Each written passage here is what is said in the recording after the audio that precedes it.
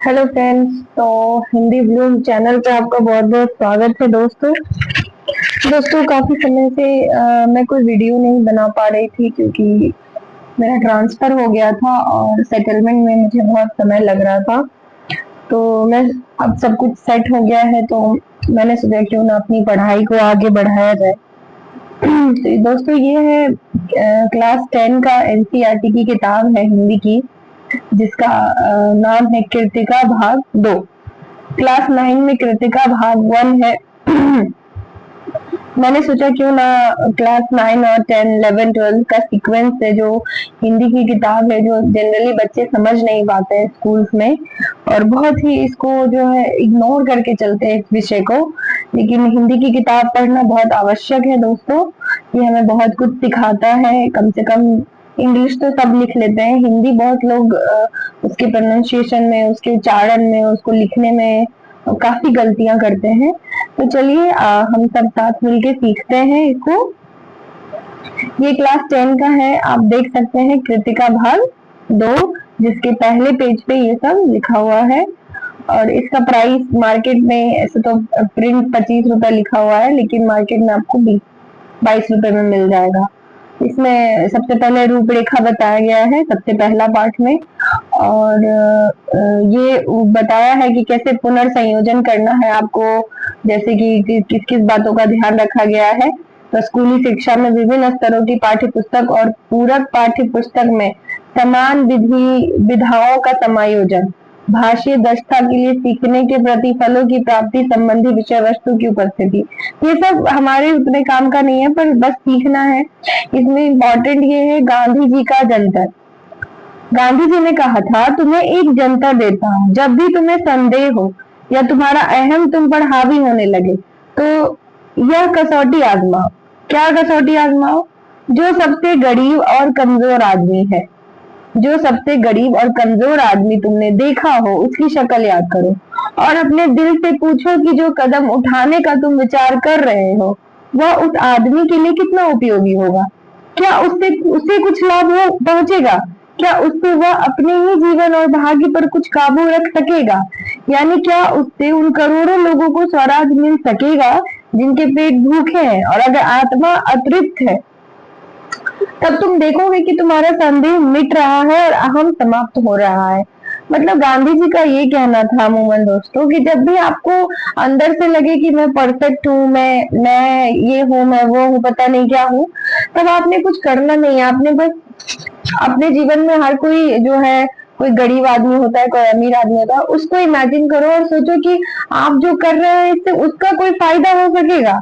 अगर जवाब नहीं है तो आपके आपके किसी भी जगह पे होने का कोई फायदा नहीं है। आपका अहम आराम से अपने आप नीचे आ जाएगा। अब कृतिका भाग 2 में 3 रचनाएं संकलित की गई है।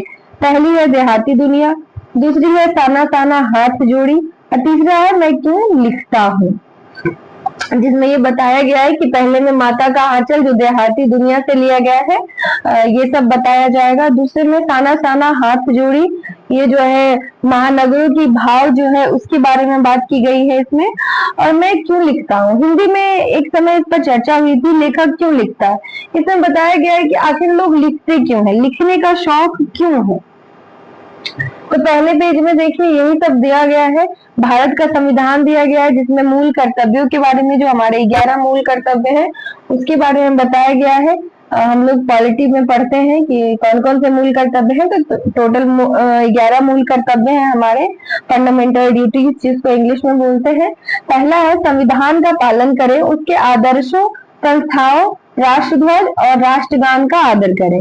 स्वतंत्रता के लिए हमारे राष्ट्रीय आंदोलन को प्रेरित करने वाले उच्च आदर्शों को हृदय में संजोए रखें और उनका पालन करें।